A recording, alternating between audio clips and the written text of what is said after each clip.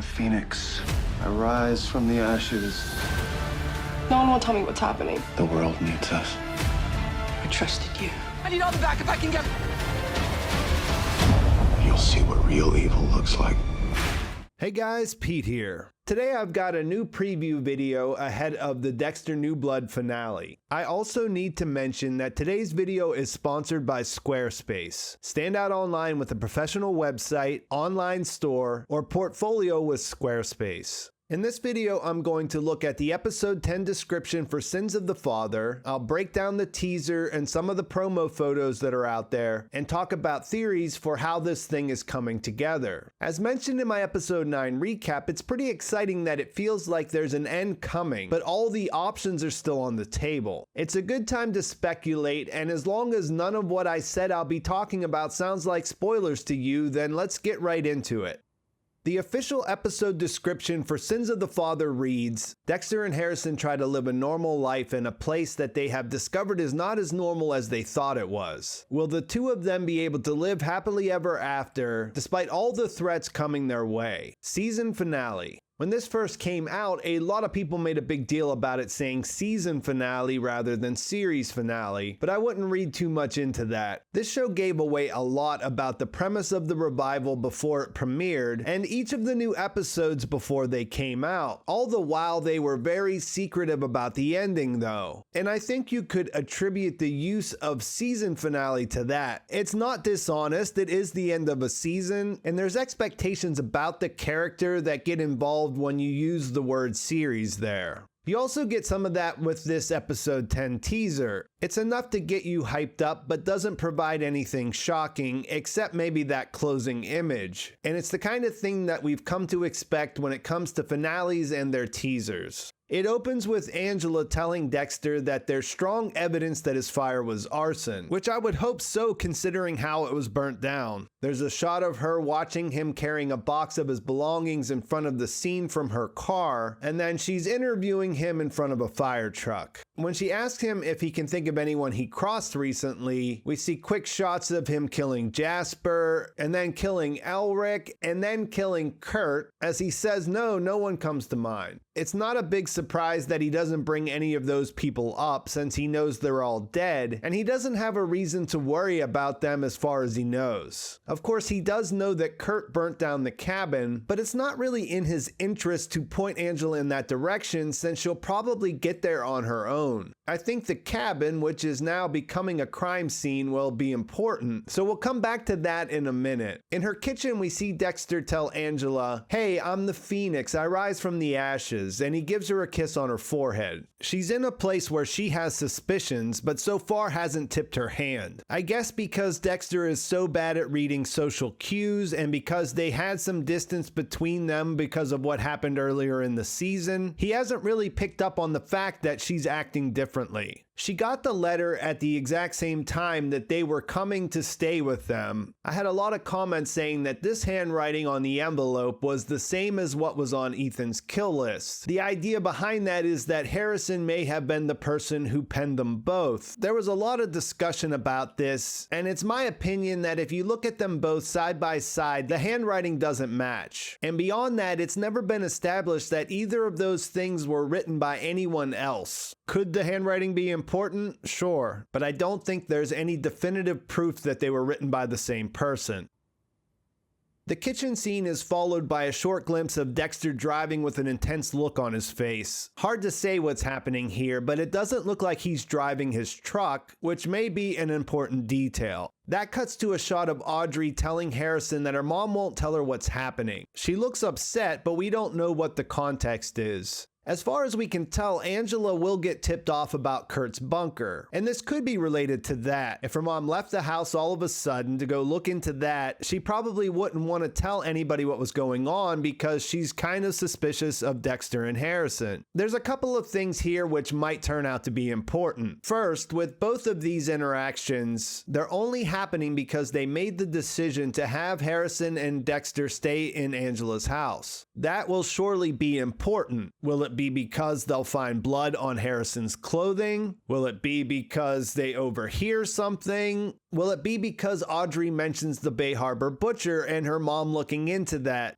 I don't really know, but something's gonna come out of them being there. Angela hasn't told anyone that she has suspicions about Dexter, not a single person, and that also might turn out to be important because she'll be the only person that can bring that information to light. But Audrey would have seen that she was looking into something in all her spare time over the last couple of days and listening to Molly's podcast all of a sudden. And now that she's visited her room and knows she left under suspicious circumstances, it seems likely that that's going to come up. In that, you have a classic Dexter situation. Harrison and Dexter both know that she's dead. They know where her body is. They know who killed her, but they killed that person, so they can't really tell anybody about it. They have to set up a situation where they find it on their own and hope the idea of Kurt fleeing town holds up. It's a complicated web of possibilities, which makes for great TV, and I'll get to the end of the teaser right after a quick break to tell you about Squarespace, the sponsor of today's video.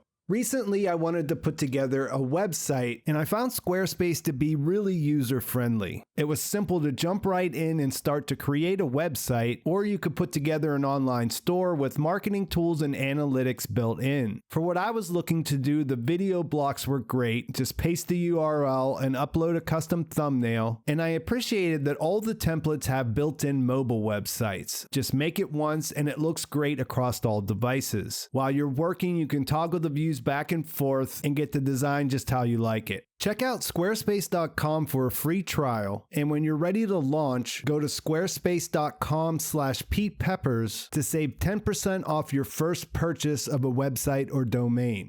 After the shot with Audrey, we see one at the police station where Harrison and Dexter are locked in an embrace. Dex is telling his son that the world needs us, and Harrison doesn't look thrilled about whatever's going on. The whole last part of this trailer is set up to look like Dexter is being arrested, and there are a bunch of promo photos that seem to back that up. The shot of the hug looks like they're saying goodbye. There's a shot of a disappointed Deb saying, "I trusted you," in what looks like the holding cell, where we saw them holding Kurt earlier in the season. A shot of Dexter running through the woods, and this makes me think of the one shot we haven't seen from the official trailers of all those cop cars racing down the highway. And you hear Dexter say, "You'll see what real evil looks like," as it cuts to a shot of him getting his mugshot taken, which is a shot that reminds you of the end of the trailer where Kurt was arrested. Because this is Dexter, we have to take a dream sequence into consideration. There were several of those throughout the series, and that could be the case again here. But with the promo photos and what we see, he's definitely in the police station, and he could be getting in trouble for something under the name Jim Lindsay. Now, if the series ends with him going to prison, then it feels a little unlikely that they would show that in the teaser, especially this kind of teaser where they don't show us much at all. So either way, you have to expect a twist coming on top of whatever we're seeing here. In the promo photos, we see that everyone is at the police station. There's a shot of Harrison and Audrey, a shot of Dexter with Logan standing by his side that does look like he's being detained, and one of Angela and Logan talking to each other. The one photo that I thought looked really interesting was Logan in uniform talking to Harrison. They're sitting at this table eating a meal, and it looks like an interview. And I can't really say, but I definitely get the feeling that Dexter's in custody, and so Logan is interviewing Harrison about his father, trying to get more information. And I get that idea from the final group of photos, which are of Harrison and Dexter talking to each other in the woods. This looks to be connected to that scene where Dexter's running, and in the photos you can see that he's covered in blood. It looks like they're talking about something and that Dexter is trying to get him away so that he won't be caught up in whatever's going on. The blood is kind of a big question mark, since besides Angela, he's already taken care of everyone we know that was a potential threat. You probably had a feeling that somebody else would present themselves to come after him, maybe someone related to Kurt, and we may have already met that person. We have characters like Ed Olson who haven't shown up for several episodes that it's kind of hard to figure out how they're connected, but they did introduce that character for some reason. Or he could just have more henchmen. He likely paid someone to drop that envelope off at Angela's place. But all of this is to say that there's a lot of potential situations that Dexter could be getting arrested for that aren't nearly as substantial as what he could be arrested for.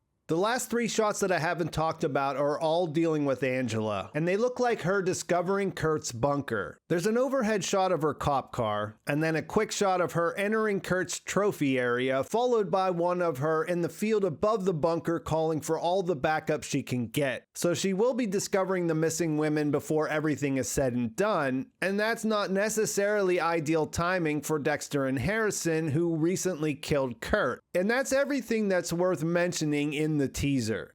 Based on how the last episode played out, with a lot of ambiguity about how Harrison was internalizing what he was getting himself into, and what I thought felt like a more honest depiction of just how messed up what Dexter does actually is, it's very difficult to make predictions about how things will actually end. I think what you can look at instead is that certain things are going to happen. I think the letter, or at least the screws, came from Kurt, and I think things will start there. It's possible that someone he's connected with actually put the letter in her mailbox, but for me this is all just part of his plan. He wasn't planning on being dead, but he was expecting to kill Dexter and Harrison when they came running out of that burning cabin. This is almost exactly like what happened after he killed Trinity. He did his thing, and he had this false sense of relief that it was all taken care of, and then got a big surprise that the person he just killed landed a blow that he didn't know about. I think the screw that he sent Dexter will be discovered in the arson investigation, and in that there's an easy connection for Angela to make that backs up what the letter says. It's not exactly a smoking gun as far as making an arrest, but it is something that Dexter might have a hard time talking his way out of, and that will lead to a chain reaction of things he has to deal with.